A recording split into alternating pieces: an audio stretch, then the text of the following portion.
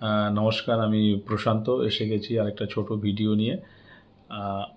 তো আজকের আলোচ্য বিষয় বা আজকের বিষয় যেটা নিয়ে এখন আলোচনা করতে যাচ্ছি আমি, ইতিহাসের সামনে ইস্টবেঙ্গল। হ্যাঁ, সত্যিই তো, আমরা তো ইতিহাসের সামনেই দাঁড়িয়ে। আর ইস্টবেঙ্গল মানেই তো রেকর্ড, ইস্টবেঙ্গল মানেই তো ইতিহাস, ইস্টবেঙ্গল মানেই হিস্ট্রি। তো সত্যি আজকের দিনটা আমাদের জন্যে খুব একটা গুরুত্বপূর্ণ দিন। আজকে আমাদের মহিলা ফুটবল টিম নামতে চলেছে এশিয়ান চ্যাম্পিয়নশিপ কাপে। কীর্তি এফসির এগেনস্টে আমাদের খেলা রয়েছে 5:30 থেকে আজকে খেলা। এবং এই ম্যাচটা এখন যা সমীকরণ হয়ে আছে, এই ম্যাচটা যদি আমরা ড্র করে দিতে পারি তাহলে কিন্তু আমরা একটা রেকর্ডের সম্মুখীন হয়ে যাব। এবং এটা কিন্তু এই ইন্ডিয়ার যত ফুটবল টিম আছে তাতে কিন্তু ইস্টবেঙ্গল কিন্তু সবার আগে।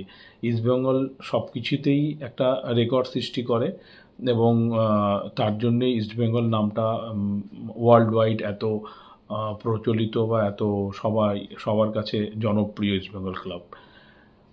তো আজকে যে খেলাটা রয়েছে সেখানে যদি যে সমীকরণটা হয়ে দাঁড়িয়ে আছে, আমরা প্রথম ম্যাচে নম পেন এফসির সঙ্গে, ক্রাউন এফসির সঙ্গে আমরা 1-0 গোলে আমরা জিতি।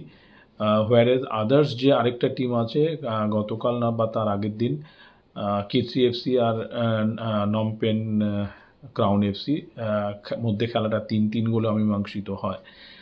তো সেখানে দাঁড়িয়ে কিন্তু আমরা একটু অ্যাডভান্টেজ পজিশনে আছি।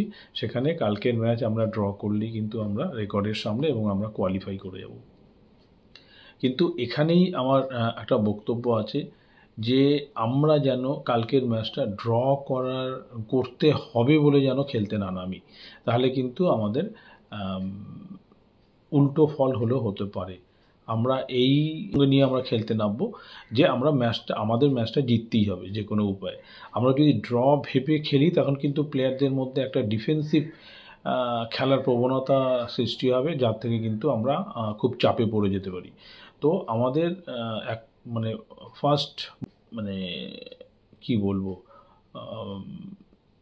প্রায়োরিটি যেটা আমাদের থাকবে সেটা হচ্ছে আমরা কালকের ম্যাচটা আমরা যেরকম নর্মাল ফুটবল হয় সেই নর্মাল ফুটবল খেলবো এবং খেলে যদি আমরা জিততে পারি তো খুবই ভালো। আর যদি জিততে না পারি অন্তত যেন ম্যাচটা না হারি, তাহলেই আমরা সেকেন্ড রাউন্ডের জন্য আমরা কোয়ালিফাই করে যাব। তো ইস্ট বেঙ্গল মানেই রেকর্ড, ইস্ট বেঙ্গল মানেই ইতিহাস কেন আমি বললাম, তার একটা উদাহরণ দিয়ে রাখি। তার উদাহরণস্বরূপ আমি বলতে পারি East Bengal is the first club in India যে নাকি এএফসি কাপের সেমিফাইনাল কোয়ালিফাই করেছিল, নাম্বার 1। নাম্বার 2 হিসেবে যদি আমি বলি, East Bengal is the only club in Indian football যেখানে ভারতবর্ষে কোনো টিম ইন্টারন্যাশনাল কোনো টুর্নামেন্টে খেলে সেখানে চ্যাম্পিয়ন হয়ে সেই ট্রফিটা নিয়ে এসেছিল ভারতবর্ষে। ইস্টবেঙ্গল মেন্স টিম এবং East Bengal women's team is the only team in India যারা নাকি দুটো বিভাগেই, মানে পুরুষ এবং মহিলা দুটো বিভাগেই চ্যাম্পিয়ন হয়েছে। ইস্টবেঙ্গল যেমন আই লিগ চ্যাম্পিয়ন হয়েছে, তেমনি মহিলা টিমও গতবার চ্যাম্পিয়ন হয়ে এই এএফসি চ্যাম্পিয়ন্স লিগে কোয়ালিফাই করেছে। তো এই রেকর্ড মানে ইস্টবেঙ্গল, এবং রেকর্ড গড়ার জন্যই যেন ইস্টবেঙ্গল ক্লাবটা তৈরি হয়েছে। এটা সত্যি আমাদের বাঙালি হিসাবে বা বাঙাল হিসাবে কিন্তু আমাদের গর্বে বুক ভরে যায় যখন আমরা এইসব সৃষ্টির সামনে এসে দাঁড়াই বা এগুলো যখন আমরা রোমন্থন করি। আমি ধরুন খেলা দেখা শুরু করেছি 1980 বা তার 1-2 বছর আগের থেকে। তারপর থেকে আমরা কিন্তু অনেক রেকর্ড আমরা করেছি, কিন্তু আমার ব্যাড লাক যে আমি 5-0 ম্যাচটা দেখতে পারিনি। সেটাও কিন্তু একটা ইতিহাস, এখনও ইতিহাস হয়ে গেছে। তার 50 বছর উদযাপন আমরা করলাম এই কিছুদিন আগেই, 1 আগস্টে আমাদের যে ইস্টবেঙ্গল প্রতিষ্ঠা দিবস, সেখানে আমরা এই 50 বছর যে হয়ে গেছে, আমরা 5-0 গোলে হারিয়েছিলাম আমাদের রাইভাল ক্লাবকে। সেটা এখনও, সেই রেকর্ডটা এখনও ওঠে আছে এবং আশা করব এই রেকর্ডটা হয়তো আমাদের জীবিত থাকাকালীন হয়তো আমি এই রেকর্ডটা দেখে যেতে চাই আর কি।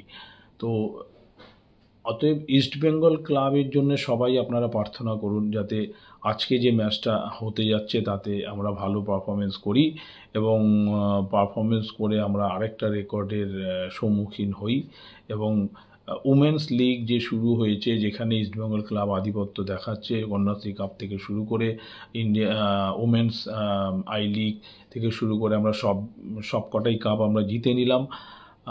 আশা করব আগামী দিনে অনেক ভালো ফুটবল খেলা উপহার দিয়ে আমরা অনেক রেকর্ড সৃষ্টি করব এবং এইভাবেই এগিয়ে চলুক আমাদের টিম এবং মহিলা টিম যেইভাবে এবার টিমটা করা হয়েছে তো তার জন্যে আমি ইস্টবেঙ্গল ম্যানেজমেন্টকে অসংখ্য ধন্যবাদ দেব। তারা অনেক ভালো ভালো প্লেয়ার ইনক্লুশন করেছে এই বছরে। তার সঙ্গে সঙ্গে আমাদের কোচ সেও কিন্তু খুব দক্ষতার সঙ্গে টিমটাকে চালনা করেছে এবং এখনও করে যাচ্ছে। তো আমার সবার কাছেই একান্ত মানে অনুরোধ যে আপনারা সবাই মিলে আজকের ম্যাচটার জন্য ভগবানের কাছে প্রার্থনা করুন যাতে ইস্টবেঙ্গল একটা ভালো গেম দিতে পারে এবং আমরা এই ম্যাচটা ড্র করে না, আমরা এই ম্যাচটা যেন জিতে আমাদের নেক্সট রাউন্ডের জন্য আমরা কোয়ালিফাই করতে পারি। তো আজকের ভিডিওটা এইটুকুনি। আপনারা সকলে ভালো থাকবেন। নমস্কার।